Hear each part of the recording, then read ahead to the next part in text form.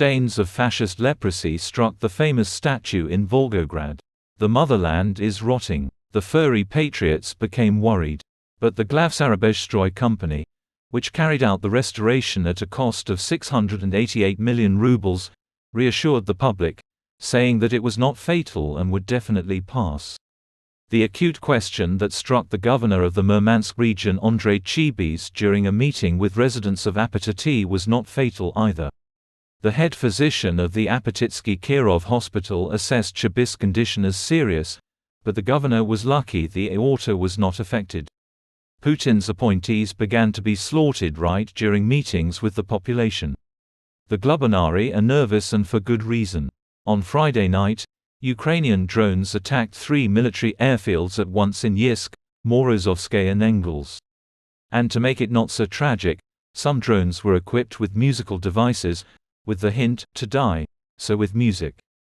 The past week was full of doubts and hints. On the anniversary of the 75th anniversary of the creation of NATO, the defense ministers of the European member countries of the alliance were developing common tactics and strategies for behavior in the new conditions, when there is less and less hope for US assistance. In 1961, during the Berlin crisis, when Khrushchev demanded the withdrawal of NATO troops from West Berlin, John Kennedy made assurances that the Allies could count on America's nuclear umbrella. Then Moscow blinked first, and West Berlin remained free.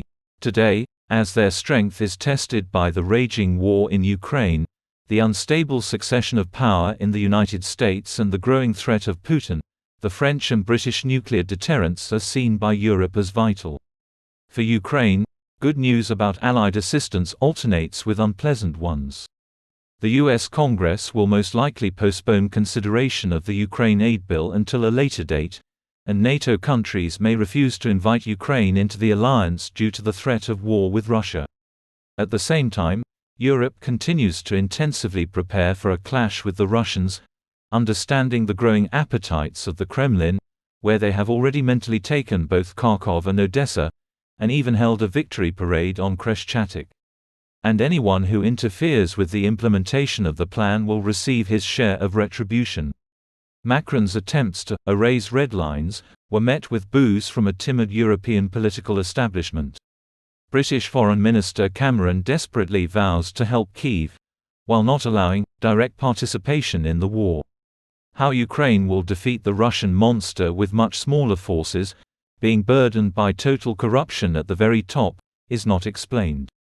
It is increasingly difficult for Paris to maintain Olympic calm when Moscow is clearly preparing to sabotage the Summer Olympics, including incidents involving indoctrinated terrorist gangs. It is difficult to say what else the Kremlin should do, what kind of toadstool it should wrap up for civilizations so that it can finally take off its mask of concern and drain the swamps that emit a nuclear stench.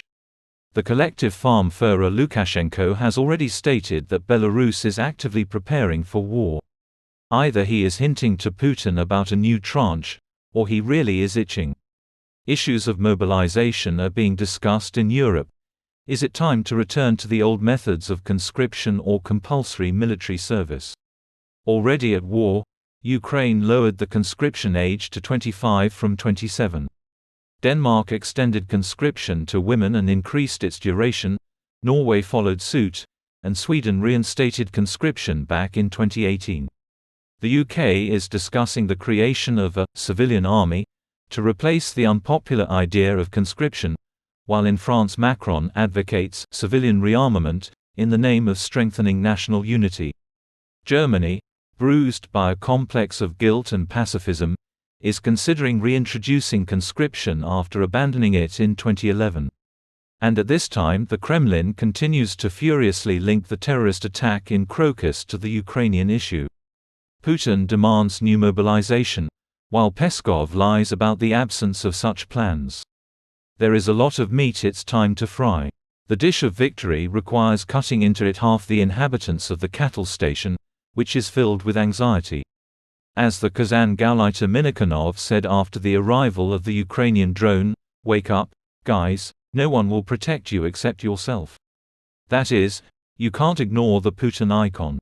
And the carcass will have to be handed over to the state, if not everyone, then through one.